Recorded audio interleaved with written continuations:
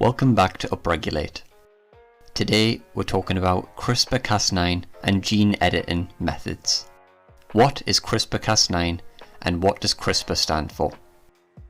CRISPR-Cas9 is a gene editing technology that allows modification of genome segments by deleting, inserting, or modifying specific sections of the DNA sequence. Gene editing technologies such as this utilize DNA repair mechanisms to achieve precise editing of the genome at specific sites. Currently, there are 4 distinct methods that have been engineered to allow targeted modifications to the genetic makeup, including meganucleases, zinc finger nucleases, transcription activator-like effector nucleases, and clustered regularly interspaced short palindromic repeats, or CRISPR. All these methods have paved the way for precise genome editing technologies. However, the CRISPR-Cas9 system is the most widely applied editing strategy currently. How does CRISPR genome editing work? The CRISPR-Cas9 system is composed of 2 essential components that bring about genetic modifications by deleting, adding, or altering specific DNA sequences. These components include Cas9, an enzyme which functions as a pair of molecular scissors to cleave the 2 strands of DNA at a particular site in the genome, which allows for the removal or addition of DNA segments, and guide RNA, an RNA complex that binds to the DNA strand and directs Cas9 to the location for cleaving. The guide RNA is engineered to selectively identify and bind to a specific DNA sequence, with RNA bases that complement those of the target DNA sequence in the genome. Cas9 follows the guide RNA to the same location in the DNA sequence, resulting in a double-stranded cut across the DNA. With this cut, the cell recognizes the DNA damage and initiates a repair process. Researchers have been able to hack the DNA repair mechanisms to introduce alterations to 1 or more genes in the genome. What are the potential applications and drawbacks of CRISPR-Cas9? CRISPR-Cas9 technology has shown promise as a therapeutic tool for addressing genetically influenced diseases.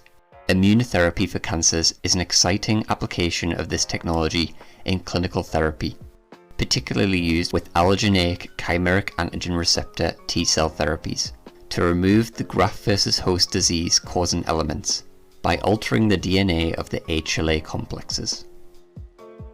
Other applications include using CRISPR-Cas9 technology to cut and change single nucleotide variants that are responsible for many rare genetic diseases. Single nucleotide variants are mutations on single nucleotides at a specific position in the genome, resulting in defective or impaired protein expression.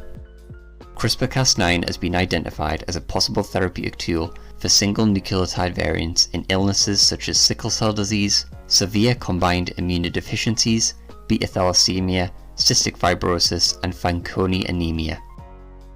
As discussed in a previous video, many proposed applications of CRISPR-Cas9 and other gene editors involve manipulating the genomes of non-reproductive somatic cells. However, there has been considerable interest and debate surrounding the prospect of editing reproductive germline cells. As changes made in germline cells will be transferred down the generations, it raises significant ethical concerns. Because of this, gene editing in germline cells is currently illegal in most countries, including the UK. In somatic cells, however, the use of CRISPR-Cas9 and other gene editing technologies is widely accepted as research continues. What is the future of CRISPR-Cas9?